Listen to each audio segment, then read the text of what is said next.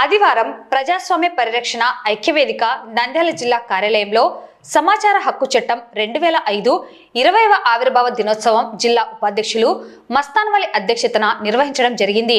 కార్యక్రమానికి ముఖ్య అతిథిగా ఐక్యవేదిక రాష్ట్ర ఉపాధ్యక్షులు ఆకుమల రహీం పాల్గొని సమాచార హక్కు చట్టం ప్రాముఖ్యత, ఈ చట్టం రావడానికి కృషి చేసిన మేధావుల గురించి తెలిపారు.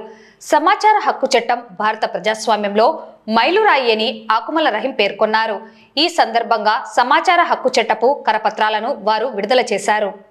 పాలనలో పారదర్శకత, అధికారులలో జవాబుదారీతనం పెరగాలన్నదే సమాచార హక్కు చట్టం యొక్క ముఖ్య ఉద్దేశమని వక్తలు తెలిపారు.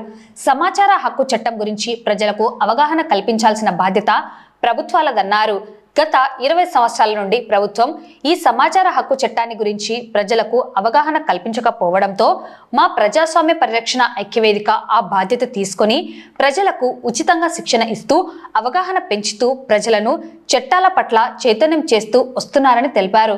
ప్రజలు రాజ్యాంగం పట్ల, చట్టాల పట్ల అవగాహన కలిగి ప్రశ్నించే తత్వం అలవడితేనే చట్టాలు అమలు అవుతాయని తెలిపారు.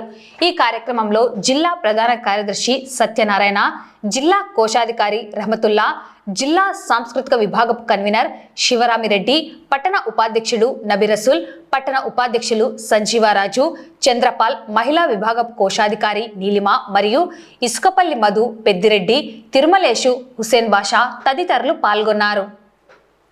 సెక్షన్ 41B రికార్డులను మీరు అమలు చేస్తున్నారా లేదా? అమలు చేస్తుంటే పూర్తి స్థాయి సమాచారం 17 అంశాలతో కూడిన ఆ సెక్షన్ 41B రికార్డు మాకు చూపించండి. ఒకటి. రెండో వచ్చేసి ప్రతి కార్యాలయం నందు, ప్రతి సచివాలయ కార్యాలయం నందు సమాచార హక్కు చట్టం సమాచార బోర్డు అనేది పెట్టాలి. డోర్ ఎంట్రన్స్లోనే సమాచార హక్కు చట్టం సమాచార బోర్డు అని పెట్టాలి. మీరు పోలీస్ స్టేషన్లో వెళ్తే ప్రతి పోలీస్ స్టేషన్లో ఉంటుంది. ఏమంటుంది దాంట్లో? పిఐఓ అధికారి పేరు, తర్వాత అసిస్టెంట్ పిఐఓ అధికారి పేరు, సెల్ నెంబరు, తర్వాత మొదటి అప్లేట్ అధికారి పేరు, సెల్ నెంబర్. ఈ సమాచారం అనేది ప్రతి కార్యాలయంలో ఉంటుంది. ఇది అడగాల. సచివాలయం నందు సమాచార హక్కు చట్టం సమాచార బోర్డు మీరు మెయింటైన్ చేస్తున్నారా లేదా? ఒకవేళ మెయింటైన్ చేయకపోతే ఎప్పుడు లోపు మీరు బోర్డుని ఏర్పాటు చేస్తారు. నేను చెప్పించిన ఏమి చేయాలి.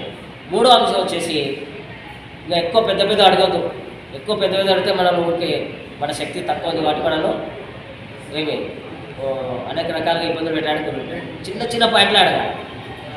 మా వార్డు సచివాలయం నందు ఎంతమంది వృద్ధాప్య పింఛన్లు పొందుతున్నారు, ఎంతమంది వికలాంగ పింఛన్లు పొందుతున్నారు, ఆ లిస్టు మాకు కావాలి అని.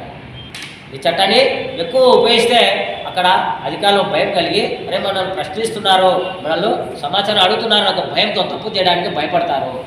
కాబట్టి మనం ఎంత ఎక్కువ సంఖ్యలో మన యొక్క చట్టాన్ని ఉపయోగించుకోవడానికి ప్రయత్నం చేస్తామో అంత అవినీతి తగ్గడానికి ఇది ఉపయోగపడుతుంది.